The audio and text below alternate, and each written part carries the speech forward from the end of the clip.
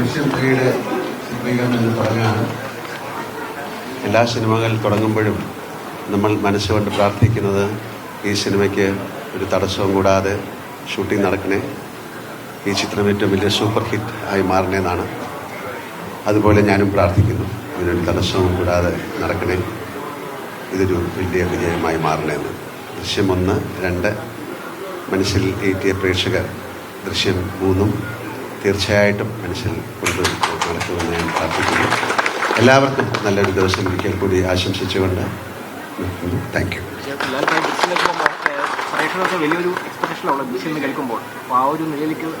അതല്ലേ, അതാണ് ഞാൻ പറഞ്ഞത്.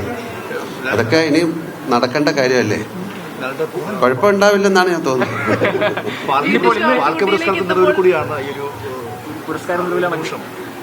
അതൊക്കെ ഇന്നലെ സംസാരിച്ചു കഴിഞ്ഞു. ഇതിപ്പം ദൃശ്യമാണ്, ഇന്നലത്തെ കാര്യം ഇന്നലെ. ഇപ്പം ഞാൻ പോവാണ്, ഇത് കഴിഞ്ഞാണ്. ഓക്കെ,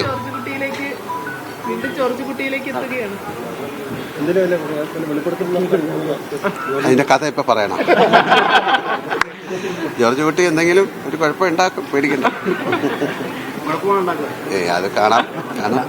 എല്ലാവരും അതിന്റെ ഒരു എല്ലാവരും ഇത് ഈ എക്സൈറ്റ്മെന്റ് ആണ് ദൃശ്യത്തിന്റെ ഒരു ക്യാച്ച് എന്ന് പറയുന്നത്.